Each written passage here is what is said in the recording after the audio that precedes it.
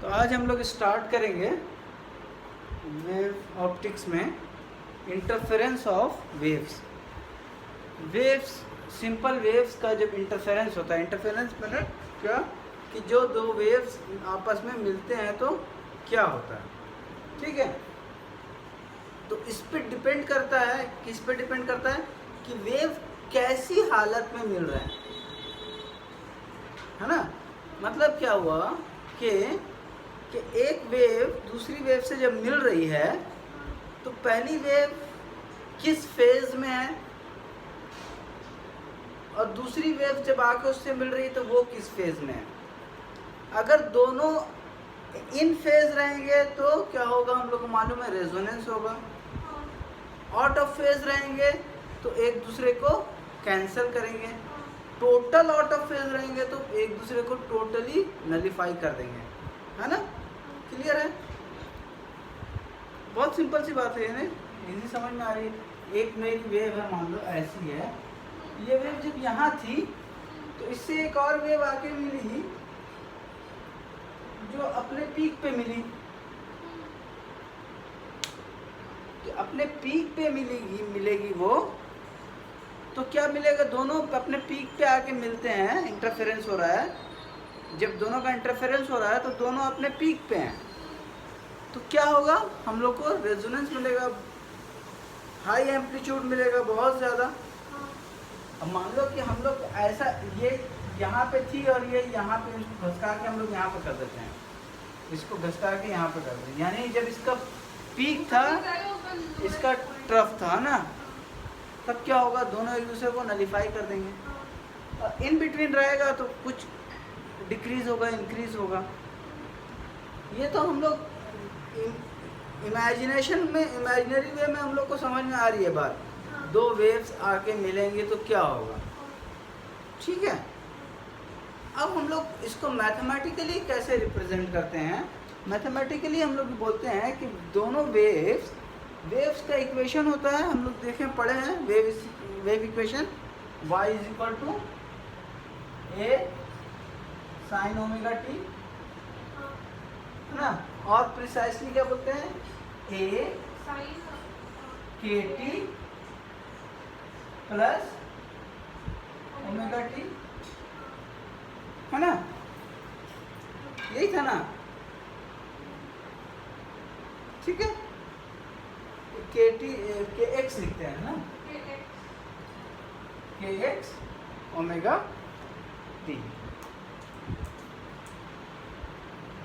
ठीक। तो अब हम लोग ये जो है वेव का इक्वेशन, ये हम लोग बोलते हैं क्या कि इसको, अगर दो वेव्स मिलते हैं तो इसका जो रिजल्टेंट वेव बनेगी वो that will be given by the vector sum of the two interfacing waves, ठीक है। तो वाई नेट क्या हो जाएगा, Y net that will be equal to y1 plus y2। कैसा एडिशन, वेक्टर एडिशन। अगर दो से ज्यादा रहेंगे तो कंटिन्यू होते रहेगा।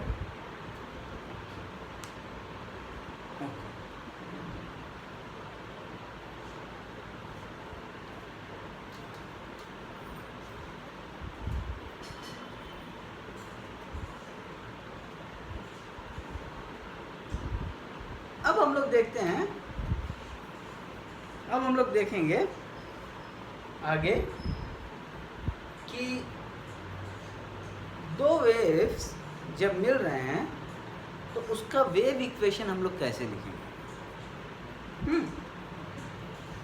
मान लो कि दो अलग अलग डिफरेंट वेव्स हैं, एक वेव है सोर्स 1 से आ रही है और एक वेव क्या है, सोर्स 2 से आ रही है। ये जो सोर्स 1 से वेव आई है, ये पॉइंट P तक, ये मान लो कि x1 डिस्टेंस ट्रैवल करके आई है ना। और ये जो है, ये कितना डिस्टेंस ट्रैवल करके आई है, x2 डिस्टेंस ट्रैवल करके आएगी। अगर हम लोग बोलते हैं कि अगर हम लोग एज्यूम करते हैं कि ये जो दो वेव्स हैं, ये दोनों वेव्स की वेवलेंथ सेम है, या इन प्रिसाइसली हम लोग बोलते हैं वेवलेंथ नहीं, हम लोग बोलते हैं क्या सेम है, वेवलेंथ भी सेम है, एंगुलर फ्रीक्वेंसी सेम है, ओमेगा दोनों का सेम है, ओमेगा दोनों का सेम है, इसका भी ओमेगा और लैम्डा और के, इसका भी ओमेगा लैम्डा और के सेम। तो y अब किस पे डिपेंड कर रहा है, दोनों का y डिफरेंट होगा क्या, y1 और y2 सेम होगा या अलग होगा, अलग होगा। किसकी वजह से अलग हो रहा है, हाँ x की वजह से अलग हो रहा है, क्योंकि रेस्ट ऑफ द थिंग क्या है, सेम है, लैम्डा और के एक दूसरे से रिलेटेड हम लोग मालूम है ना, कैसे, के इज इक्वल टू क्या होता है 2 पाई बाई लैम्डा, हम लोग पढ़े हैं पहले पिछले क्लासेस में, है ना, तो इसको याद रखना है, ये एक्चुअली हम लोग को क्लास 11 का है ये। के इज इक्वल टू कितना होता है 2 pi by lambda for any waves, k is equal to 2 pi by lambda, एक कांस्टेंट है, 2 पाई बाई लैम्डा लिखने की बजाय हम लोग थोड़ा सा इक्वेशन कॉम्पैक्ट दिखता है, इसको ऐसे लिखना चाहिए। एक्चुअली जो वेव इक्वेशन ड्राइव होता है उसमें 2 पाई बाई लैम्डा आता है, 2 पाई बाई लैम्डा को हम लोग रिप्लेस कर देते हैं के से, देखने में कॉम्पैक्ट लगता है इक्वेशन, हाँ। तो के is actually 2 pi by lambda है,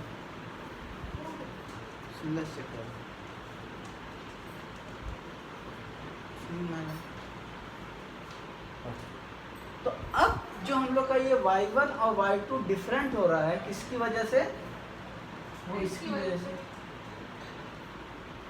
और एक चीज अलग है, इसका एम्पलीट्यूड भी अलग अलग है, दो अलग अलग वेव्स है, सिर्फ क्या इसकी फ्रीक्वेंसी सेम है, फ्रीक्वेंसी सेम है का क्या मतलब कि ये अपना p सेम टाइम पे अचीव करता है, हो सकता है ये एम्पलीट्यूड ज़्यादा हो इसका, लेकिन मैं ठीक से बनाया नहीं, एक्चुअली यहाँ पे आएगा ऐसे, है ना, ऐसे, ठीक है। तो ये सिर्फ फ्रीक्वेंसी सेम है इसकी, वेवलेंथ सेम है इसकी, मगर एम्पलीट्यूड एक का कम है एक का ज़्यादा है, और एम्पलीट्यूड कम ज़्यादा है, और ये कहीं इसका जो डिस्टेंस है यहाँ पहुँचने के लिए ये ज़्यादा डिस्टेंस ट्रैवल करके आ रहा है, मे भी कुछ अलग डिस्टेंस ट्रैवल करके आ रहा है, ये कम डिस्टेंस ट्रैवल करके आ रहा है, तो x1 अलग है, तो इसको हम लोग लिखेंगे a1 sine omega t plus के x1 plus a2 sine omega t plus के x2, ये हो गया हम लोग का y में। ये इस तरह से हम लोग निकालेंगे किसका, ये y क्या है मैं बताया था पहले, ये एक वेव इक्वेशन में y क्या दिखाता है और x क्या दिखाता है, y जो है वो बताता है पार्टिकल का motion, y gives the equation for the motion of the particle, और x जो है वो वेव इक्वेशन, वेव का डिस्प्लेसमेंट दिखाता है, y जो है y gives the position of the particle। हाँ, जैसे हम लोग बोलेंगे कि कैसा है, मान लो कोई लहर है, वेव्स है, वाटर वेव्स है, वाटर वेव में एक हम लोग छोटा सा बहुत लाइट वेट का कॉर्क या थर्माकोल का एक बॉल रख देते हैं जिसका कोई वेट नहीं, तो और उसको डाल दो और इधर से उसको देखो, साइड से व्यूज देखो उसको, वो क्या होगा, अपनी ही पोजीशन पे ऊपर नीचे होते रहेगा वो, वेव ऐसा आएगी, उसको ऊपर करेगी, फिर वो नीचे भी हो जाएगा अपनी पोजीशन। अगर हम लोग उसको क्रॉस वर्टिकली ऐसे देखेंगे तो क्या दिखेगा हम लोग को, वो ऐसे ऐसे हो रहा है। लेकिन अगर ऐसे देखेंगे सामने से तो लगेगा कि वो ऐसे ऐसे हो के हम लोग के पास आ रहा है वो, लेकिन पास आएगा नहीं, वो वेव्स आती है हम लोग के पास, ऐसे ऐसे ऐसे करते हुए वेव्स आएगी, वो जो है वहीं रहेगा लेकिन देखने में लगेगा ऐसे आ रहा है ना। तो एक्चुअली वेव्स आती है, वो नहीं, पॉइंट वहीं पे रह जाएगा।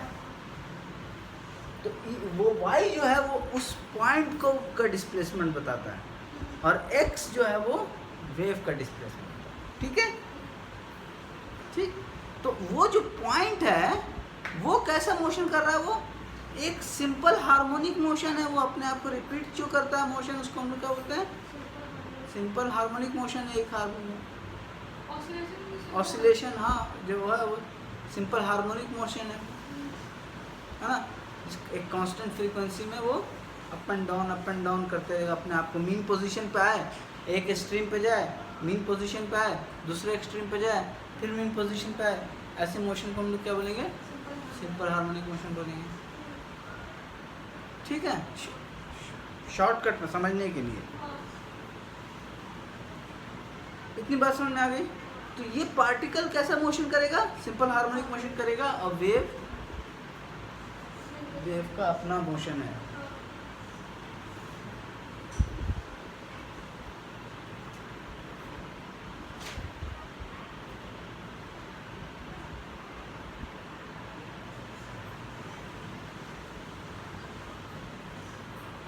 ऐसे सोर्स को यहाँ पे हम लोग देखें, ये दोनों जो सोर्स लिए हैं हम लोग, यहाँ पे दोनों का ओमेगा हम लोग कैसा लिए हैं, सेम लिए हैं।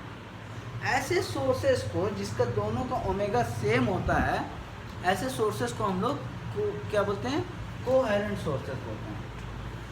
क्या बोलते हैं, कोहेरेंट सोर्सेस बोलते हैं। इसको और हम लोग डिटेल में आगे पढ़ेंगे। ठीक है, कोहेरेंट सोर्सेस को इसको थोड़ा सा और डीपली इसको देखेंगे। ठीक है, फॉर टाइम बीइंग क्या करना है हम लोग को समझ लेना है कि कोहेरेंट सोर्स किसको बोलेंगे, जिसका दोनों का हम लोग क्या करना चाह रहे हैं, हम लोग देखना चाह रहे हैं कि ये क्यों करते हैं, हम लोग देखना चाहते हैं कि एक टाइम पे हम लोग पहले मान लो हम लोग फिजिक्स में कैसा स्टडी करते हैं, सारे इफेक्ट को एक साथ नहीं देखते हैं हम लोग, एक को कांस्टेंट करके दूसरे का ऐसे ना करते हैं।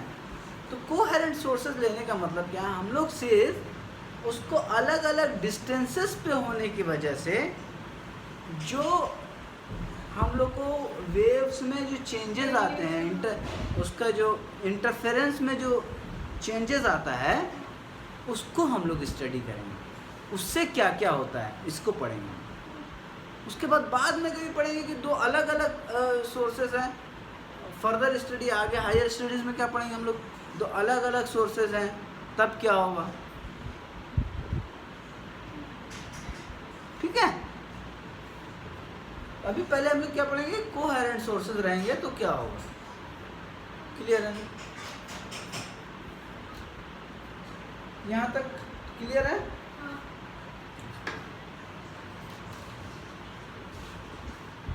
एक और चीज़ हम लोग पढ़े थे, अगर याद होगा तो क्या पढ़े थे हम लोग कि ये तो है एम्पलीट्यूड, इसको हम लोग क्या बोलते हैं, एम्पलीट्यूड। और इसको क्या बोलते हैं, इस पोर्शन को फेज बोलते हैं। इसको क्या बोलते हैं, फेज। पढ़े थे कि नहीं, बताया था मैं। फेज क्या होता है, बताता है कि किस फेज में है वो, जैसे ये कौन सा फेज में है, ये इसका एक फेज है, ये वेव का एक फेज है। जैसे हम लोग, मैं बताया था, एग्जांपल दिया था लाइफ का, लाइफ साइकिल का, लाइफ के फेजेस होते हैं डिफरेंट, है ना।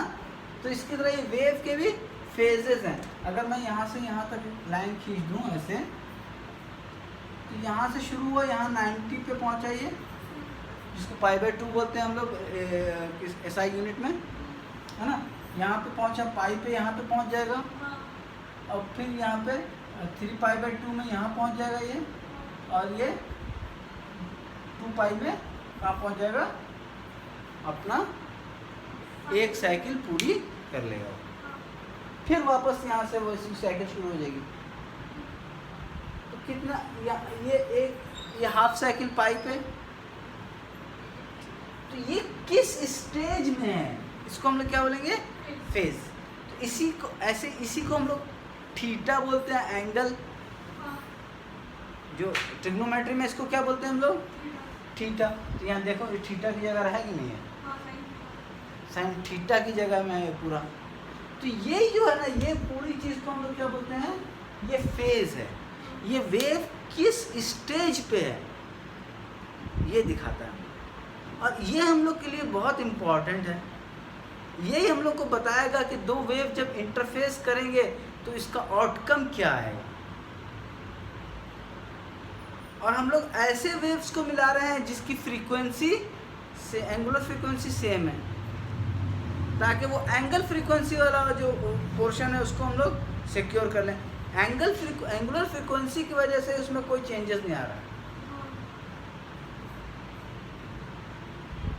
सिर्फ उसका डिस्टेंस की वजह से चेंज आ रहा है। फेज में चेंज आ रहा है किसकी वजह से, दोनों के फेज अलग अलग हैं, दोनों के फेज अलग अलग हैं। और ये फेज अलग अलग क्यों है, दोनों का डिस्टेंस अलग अलग है ना। तो फेज डिफरेंस हम लोग ऐसा लिख सकते हैं, फेज डिफरेंस को, फेज डिफरेंस को हम लोग ऐसे लिख सकते हैं, phi is equal to omega T plus kx1 minus omega T plus kx2, ऐसे लिख सकते हैं हम लोग। ये फाई को क्या बोलते हैं, phi is phase difference.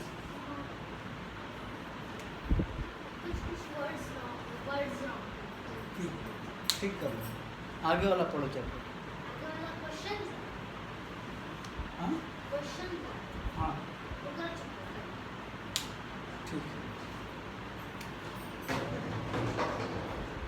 Five क्या हो जाएगा, ये कैंसिल हो जाएगा, के x1 माइनस x2, ये हम लोग का हाँ के डेल्टा x है ना। और के का के की जगह 5 के की जगह क्या लिखते हैं हम लोग, 2π/λ डेल्टा। ये हो गया equation for the phase difference. और ये डेल्टा x जो है ये है फेज डिफरेंस, ये है फेज डिफरेंस, ठीक है। और इसको बोलते हैं हम लोग पाथ डिफरेंस, ठीक है। बात समझ में आ रही है, पाथ क्लियर है। ये पाथ डिफरेंस है और फेज डिफरेंस है। पाथ डिफरेंस और फेज डिफरेंस में क्या रिलेशन दिख रहा है हम लोग को, ये कांस्टेंट है, डायरेक्टली प्रोपोर्शनल है। ये के इज कांस्टेंट, सेम है, कांस्टेंट सेम है, कांस्टेंट है। तो ये के है, कोई चीज़ के के साथ इक्वलिटी में रहती है तो इसको क्या बोलते हैं हम लोग, प्रोपोर्शनलिटी है। जैसे हम लोग याद है, हम लोग F is directly proportional to a होता है। फिर हम लोग क्या करते हैं, F is equal to m बोलते हैं, कांस्टेंट है, और ए हो गया। तो ये प्रोपोर्शनलिटी कांस्टेंट है हर जगह।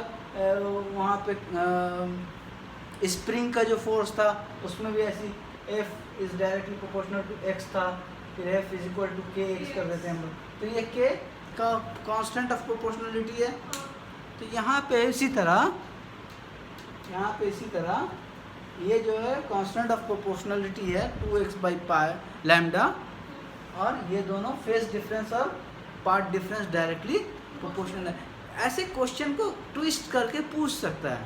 Show that phase difference is directly proportional to path difference. और establish relation between phase difference and path difference. What is phase difference between phase difference and path difference. इस तरह से बहुत सारे क्वेश्चन बना सकता है. ठीक है.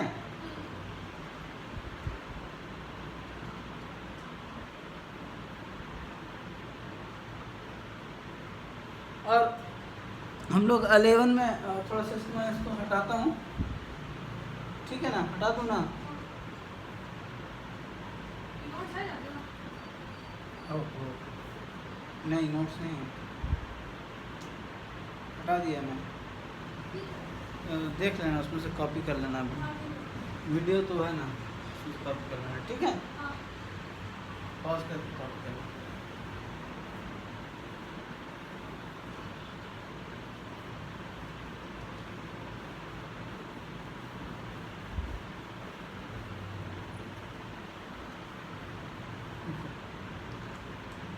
हम लोग ये वेक्टर एडिशन का याद रखना. वेक्टर एडिशन का vector A plus vector B का एडिशन क्या होता है.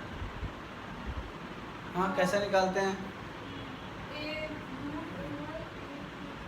ये parallelogram law of addition of vector याद है. ये ए है, ये बी है, तो हम लोग क्या करते हैं, इसको पैरेललोग्राम बनाते हैं ऐसा, और यहाँ से यहाँ मिला देते हैं. ये आर हो जाता है. हाँ, है ना. और A R square is given bye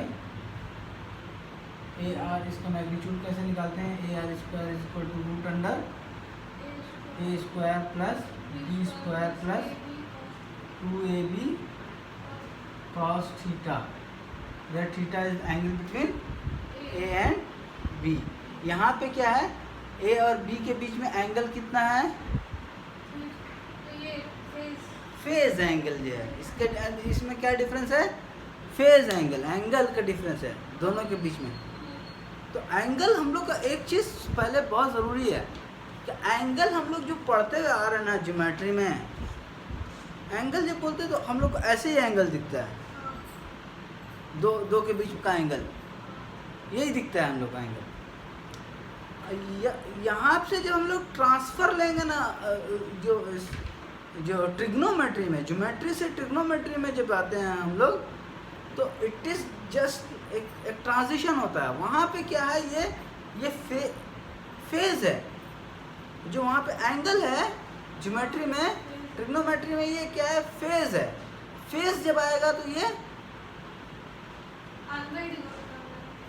angle, जो उसका डिफरेंस किस पोजीशन में है वो, ये कहाँ पे है, ये एंगल है, ये थीटा एंगल है. यहाँ से यहाँ तक ये थीटा है, यहाँ से वेरी हो रहा है. और हम लोग ज्योमेट्री में क्या होता है, यहाँ से यहाँ वेरी होता है, यहाँ से ऐसे, यहाँ से ऐसे होते हुए ऐसे वेरी करता है, ऐसे ऐसे. ये एंगल है. और यहाँ पे क्या है, ऐसा है, ये एंगल है. इसको हम लोग फेज बोलेंगे, इसको एंगल बोलेंगे. दोनों एक ही चीज़ है, दोनों एक ही चीज़ है, अलग अलग उसका इंटरप्रिटेशन है. ठीक है ना. तो इसको बोलते हैं हम लोग पोलर ग्राफ बोलते हैं इसको, पोलर, और इसको रेक्टिलिनियर ग्राफ बोलते हैं. ये पोलर कोऑर्डिनेट्स सुने थे हम लोग एजीमुथल क्वांटम नंबर में, पोलर कोऑर्डिनेट्स. ये पोलर ग्राफ है, पोलर ग्राफ है. और ये एक रेक्टिलिनियर ग्राफ है जो हम लोग बचपन से एक्स वाई वाला पढ़ते आ रहे हैं. स्ट्रेट एक्स वाई वाला, एक्स वाई वाले ग्राफ में लेंगे तो ऐसे बनेगा ये. और ये कैसा वाला ग्राफ है, पोलर ग्राफ है. ये ऐसा सर्कल में बनेगा. ये तो हम लोग कभी यूज़ नहीं करते हैं. नॉर्मली यूज़ करते हैं क्या, नॉर्मली तो ये यूज़ करते हैं ना. ये हम लोग पढ़ते हैं कि इनिशियल क्लासेस में ये सब चीज़ों को एक्सप्लेन करना इजी होता है, इसको समझना इजी होता है. तो हम लोग स्टार्ट यहाँ से करते हैं, लेकिन ज़रूरत हम लोग की इसकी है.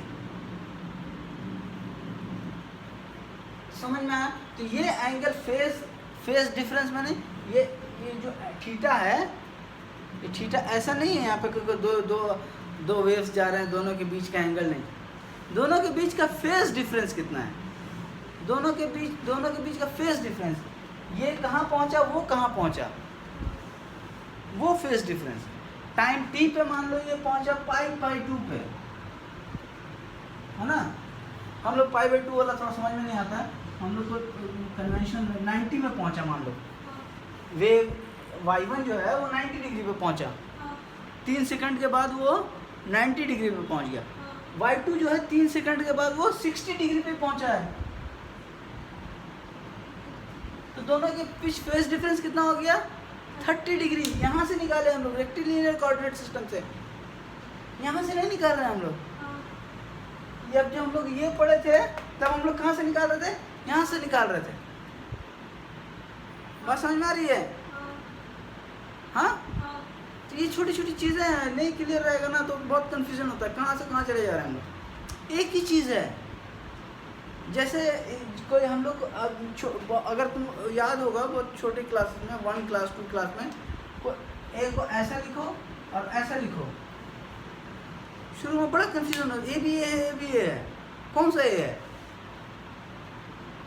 इसको हम लोग नाम देते हैं, वो कैपिटल ए है, वो स्मॉल लोअर केस है, वो अपर केस है, लोअर केस है, कैपिटल ए है, स्मॉल ए है।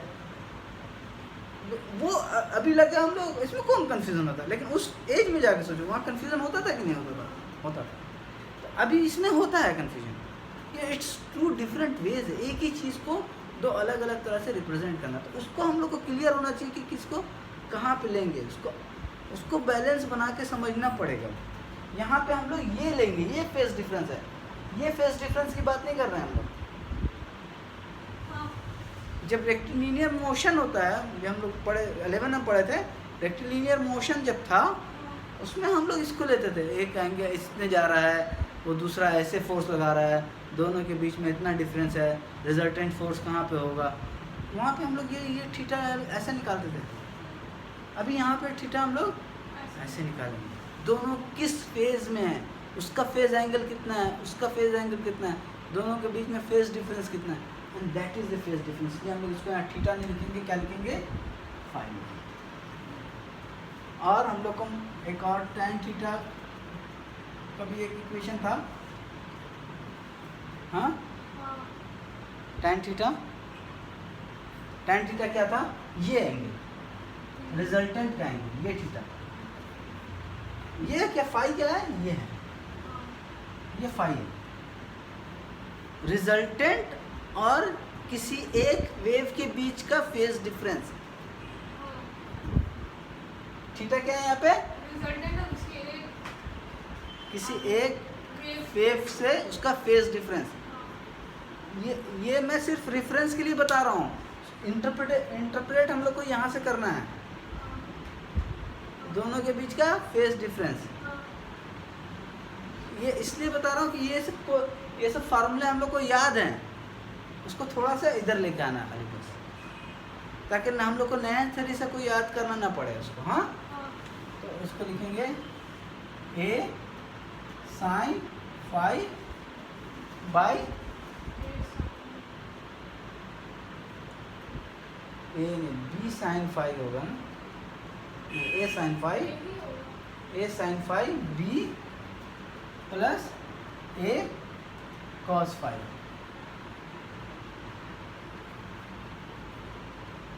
हाँ ठीक है, अगर हम लोग इसको A1 A2 कर लेते हैं, A1 A2, तो ये क्या बन जाएगा, A1 square plus A2 square, A1 A2 और ये हो जाएगा A2 और ये A1 A2 cos फाई। तो इस तरह से हम लोग इसको फाइंड आउट कर सकते हैं, है ना।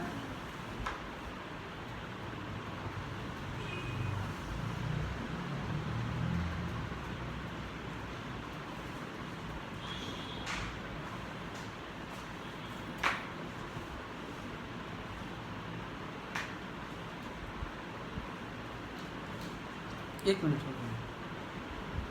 क्या हो हाँ? आगे पढ़ो, आगे पढ़ते जाओ। देखो, देखो।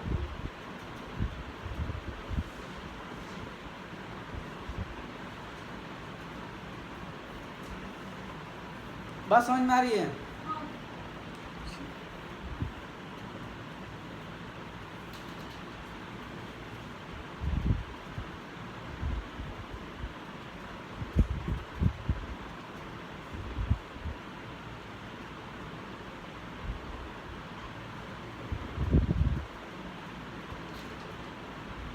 हाँ।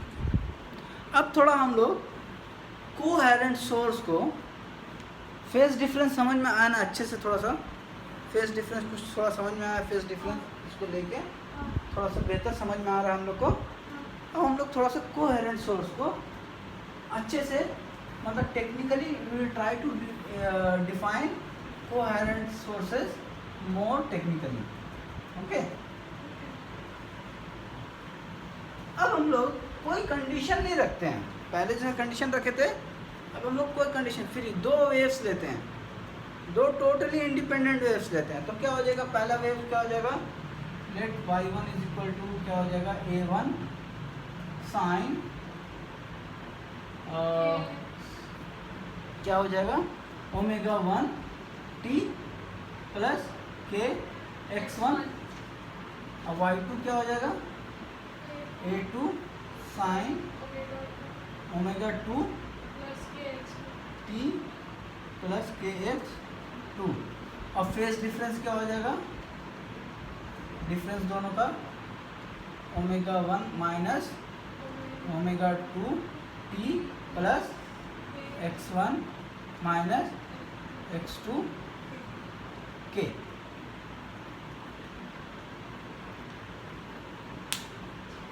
इमेजिन करो दो वेव्स को, हाँ इसको देखते हो, दो वेव्स को इमेजिन करो चल रहे हैं, अलग अलग सब कुछ अलग है उनका। अब इनका जो फेज डिफरेंस है, फेज डिफरेंस वो किस फेज में, ये किस फेज में है, एज डिफरेंस समझो ऐसा, ये इसकी एज है, ये उसकी लाइफ साइकिल है, लाइफ साइकिल नहीं, इसकी साइकिल है, डिफरेंस है ना, हाँ एज डिफरेंस समझ लो, फेज डिफरेंस मतलब।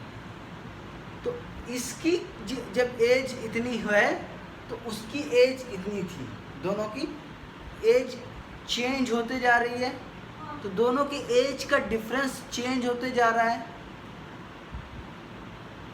और ये जो चेंज है ये डिपेंड कर रहा है किस पे, बोथ एक्स पे,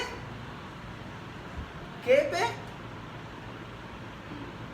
ये इस पे भी डिपेंड कर रहा है और इस पे भी डिपेंड कर रहा है, यानी किस पे, ये तो ठीक है, ये तो एक फिक्स हो जाएगा वैल्यू, ये भी फिक्स हो जाएगा, तो यहाँ पे वो लैम्डा पे डिपेंड कर रहा है ना, और टाइम पे भी डिपेंड कर रहा है। तो फेज डिफरेंस यहाँ पे क्या हो रहा है, टाइम पे डिपेंड कर रहा है। और जो हम लोग कोहेरेंट सोर्स लिए थे, कोहेरेंट लिए थे, उसमें क्या था, x1 माइनस x2 ऐसी था, वहाँ पे फेज डिफरेंस टाइम पे डिपेंड नहीं कर रहा। तो ऐसे सोर्स को, ऐसे सोर्सेस को जिसका फेज, ऐसे टू सोर्सेस जिसका फेज डिफरेंस टाइम पे डिपेंड नहीं करता है, उसको हम लोग क्या बोलेंगे,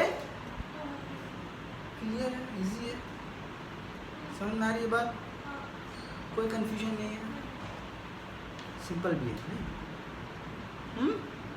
ये वाला जो है नॉर्मल में टाइम पे डिपेंड करता है, लेकिन कोहेरेंट सोर्सेस कब बोलेंगे, पहले हम लोग देख चुके हैं, अभी इजीली समझ में आ रही है ना बात,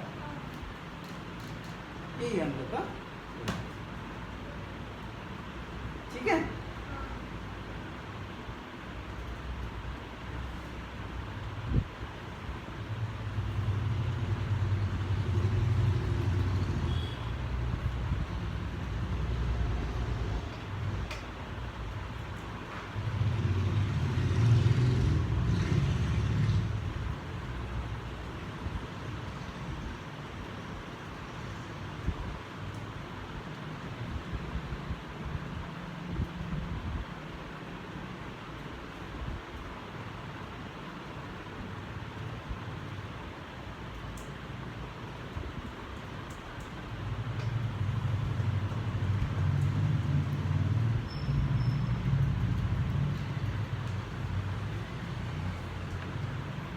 ओके, ये हम लोग इसको आज इतने रहने देते हैं। हाँ, इसको फिर आगे देखेंगे।